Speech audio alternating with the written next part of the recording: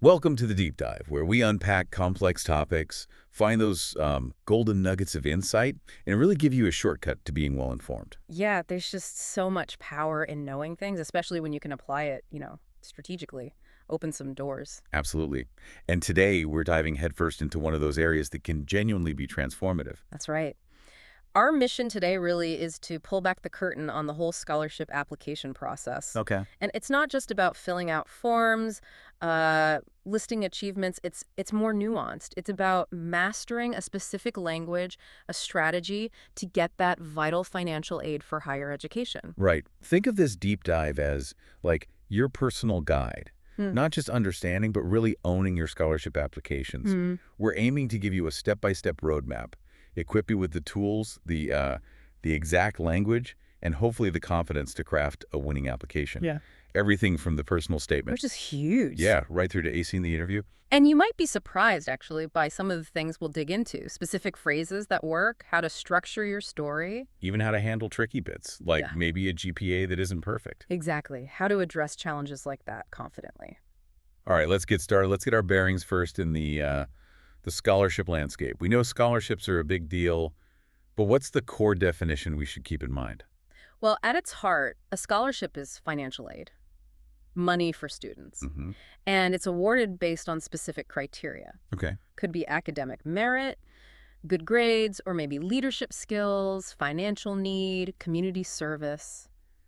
It varies. And understanding those criteria for each scholarship, that's the first step. Absolutely. That's your first strategic move. Knowing what they're actually looking for. And it's definitely not a one-size-fits-all situation, is it? The variety seems huge. Oh, it can be. You've got merit-based ones tied to grades or talents, then need-based focused on your financial situation. But then you also find country-specific awards, field-specific ones like for engineering or, public health, and even scholarships unique to certain universities. Right, maybe tied to their specific values or mission. Precisely. So, okay, you've done the research, found some potential targets. What does that application journey usually look like? What are the steps? Typically, you'll fill out a form, often pretty detailed. You'll submit an essay, maybe more than one. You'll need recommendation letters, your transcripts. The academic record. Yep. And sometimes there's an interview, too. Okay. And here's a really crucial point. Deadlines. Ah, yes, the deadline. They are absolutely non-negotiable. Late applications, almost always they're just not accepted. Full stop. It's not just a guideline then. Not at all. Missing a deadline, honestly, it's often seen as a big red flag. Questions your organization, your commitment. It's like the first test, really. Wow. Okay, point taken. Yeah. So, keeping those crucial dates front and center. Let's talk language. Because it's not just what you say, right? Yeah. It's how you say it. Exactly. The language you use makes a huge difference in how your application resonates. So what are some of those, like, essential academic English phrases that really make an application pop? Well, there are phrases that signal motivation, commitment, and importantly, alignment with the scholarship's goals. Things like, Okay. I am writing to express my interest in. Very standard, clear opening. Right. My academic journey has been shaped by, that sets up your story. Hmm. This scholarship would allow me to pursue, connects the funding to your goals. Makes sense. I've consistently maintained a GPA of, if it's strong, state it clearly. My long-term goal is to contribute to Shiv's vision. Yep. And I am committed to academic excellence and social impact. That last one sounds quite powerful. It is. These phrases aren't just formalities. They subtly tell the committee you understand academic norms, you think like a scholar, you're serious. Yeah, I can see how that positions you differently. Okay. So let's zoom in on the personal statement. You said it's huge. Yeah. It's where you tell your unique story. Mm-hmm. How do you make sure it lands? It's arguably the most critical piece. It's your voice, beyond the grades and activities. All right. So, key components. You need a clear intro. Who are you? Then your academic achievements, challenges you've overcome, and this is key, how you grew from them. Okay, the growth part is important. Crucial. Then why this specific scholarship? You have to connect it. And finally, your future plans, linking back to the scholarship's purpose. Connecting the dots, past, future, and the scholarship as the bridge. Got it. What about people who feel their story isn't, dramatic enough? Can you give an example of a strong opening? Sure. Here's one that works well. Growing up in a rural area with limited access to quality education shaped my desire to pursue public health. Okay, clear motivation. Despite financial challenges, I graduated top of my class and led several community initiatives. Shows resilience, achievement. Nice. This scholarship will empower me to continue my journey and advocate for underrepresented populations. Connects to future impact and the scholarship's role. That's really effective. It shows drive and purpose without being overly dramatic. It grounds it. Exactly. And it highlights the main tip. Avoid generic statements. Be specific. Specificity makes you memorable. Right. And speaking of language, what about the overall tone? Formal, personal. It's a balance. Formal, yes, but also Got it. personal. You want clear, concise language. And here's a specific tip for that academic formality. Okay. Avoid contractions. So write do not instead of don't, it is instead of it's. It just adds a layer of polish that committees often notice. Interesting.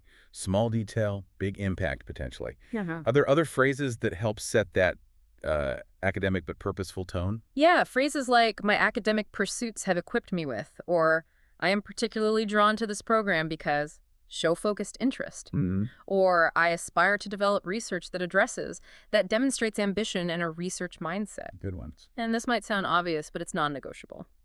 Proofread thoroughly, multiple times. Yeah, not stress that enough. Absolutely. Then have someone else read it too. A fresh pair of eyes. A typo can really undermine all your hard work. Solid advice. Okay, so beyond your own words, there are the recommendation letters. How critical are they? Oh, they're incredibly important. They provide that external validation, someone else vouching for your skills, your character. A third-party perspective. Exactly. And who you choose matters. Pick referees who know you well, professors, mentors, maybe employers, people who've seen your work ethic, your potential, up close. And it's not just picking them, right? You need to help them write a great letter. Yes, definitely. Don't just ask and hope for the best. Give them everything they need. Like what? Your updated CV, a clear statement of your goals, info about the specific scholarship, its mission, what it values, maybe even gently remind them of specific projects or qualities you'd like them to mention. Okay, so make it easy for them. Exactly. A strong letter uses specific examples. It talks about your academic and personal qualities. It directly supports your application. You know, a line like, Yeah. I have no hesitation in recommending Tom for this scholarship. His analytical skills, perseverance, and leadership make him an outstanding candidate. Something concrete like that. That definitely carries weight. Okay, so you've done all that. Great applications, strong recommendations, and you get the interview. Big step. How do you prepare to ace it? Okay, the interview. Let's maybe try a quick role play. You be the applicant. All right, Brady, hit me. Okay. Classic question. Tell us why you deserve this scholarship. Okay. I believe I deserve this scholarship because I've shown, consistent academic excellence, but also a real commitment to social justice. My research on rural education gaps, it's already influenced some local policy talks, and I really hope this program will help me scale that impact, maybe globally. Nice. Very strong. Connects past achievement to future vision and shows you know what the scholarship is about. Okay, another common one. Where do you see yourself in 5 years? In 5 years, I envision myself working with an international NGO, designing education strategies for underserved communities. And I'd also really like to be mentoring future scholarship recipients myself, paying it forward, Excellent. Clear vision, shows ambition, and aligns with a broader purpose. Listeners should definitely prepare for questions like those. What others typically come up? Oh, things like, what are your strengths and weaknesses? Classic. How have you overcome challenges? They want to see resilience. Okay. Tell us about a time you showed leadership, and what will you bring to our academic community? Be ready for those. That's a great prep list. Is there a good way to structure answers, especially for those tell us about a time questions? Yes. The STAR method, I always recommend it. It's great for interviews. STAR, what's that? It stands for situation, task, action, result. Okay. It helps you tell a concise, impactful story. So you set the situation, explain the task you faced, describe the action you took, and then share the positive result. Could you give a quick example? Sure, if they ask about leadership. Well, the situation was our student club was losing members. My task as president was to boost recruitment. The action I took was launching a new social media campaign and organizing an open house event. The result? We saw a 30% increase in membership that semester. Ah, I see. It's specific, structured, shows impact. Much better than just saying, I'm a leader. Exactly. It makes it concrete and memorable. And a key tip for interviews generally. Be honest. Be authentic. Don't try to pretend you're perfect. Committees interview a lot of people. They can often tell when someone's putting on an act. Right. Showing you understand your challenges, you've learned from them, and maybe even showing a little vulnerability combined with that resilience. That can be really powerful. It shows maturity, self-awareness. That's really insightful. Authenticity matters. Okay. So the interview's done. You feel good about it. Is there anything else? A final touch? Yes, there is. A simple but important step. Send a thank you note. To the interviewers. To the interviewers, yes. And maybe even a quick thanks back to your referees who wrote letters for you. It's professional courtesy. Okay. What should it say? Keep it brief. Yeah, brief and professional. Something like, thank you for the opportunity to discuss my application. I remain very enthusiastic about the chance to contribute to your program. Simple, polite, reinforces your interest. Shows you follow through. Nice touch. Huh. Okay, we've covered a lot. If you had to boil it all down, Mm. the absolute core winning strategies, what are the final essential tips? All right, the must-dos. 1, start early. Don't wait till the last minute. They're crucial. 2, be authentic. Your real story is your best asset. 3, follow instructions exactly.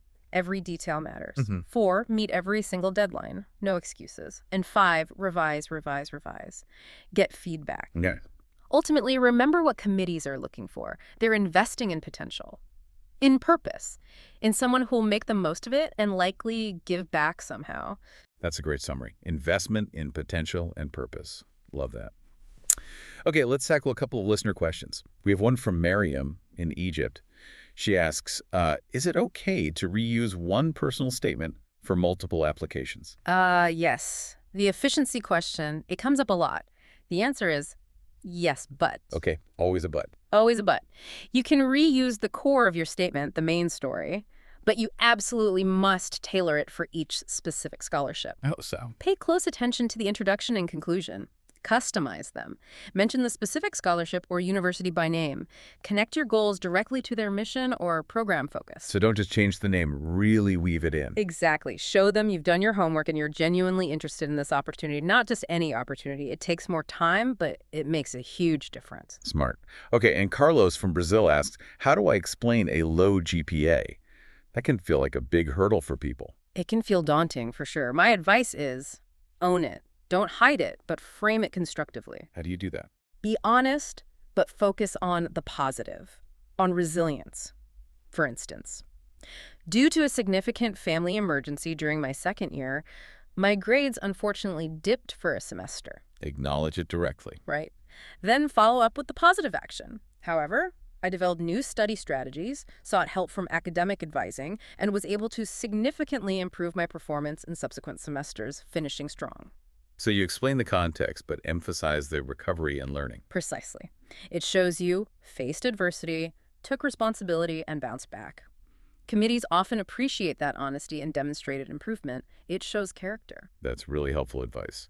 This deep dive has been packed with useful stuff. Maybe we should do a quick recap of some of that key vocabulary, those power words for applications. Good idea. Those nuggets of knowledge. We talked about terms like academic excellence, leadership potential, financial need, research-driven, community engagement, institutional mission. Yeah, those are important. Also, social equity, empowerment, merit-based funding, and commitment to change, advocacy, and outreach.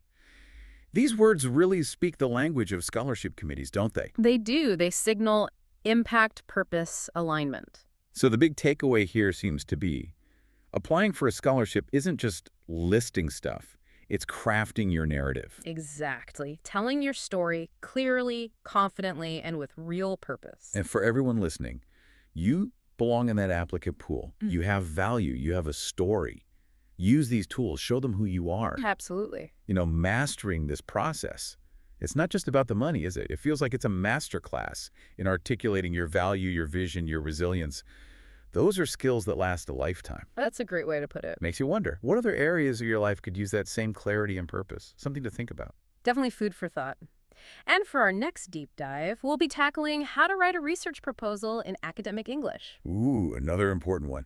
Okay, until then, stay focused, stay fluent, and stay inspired.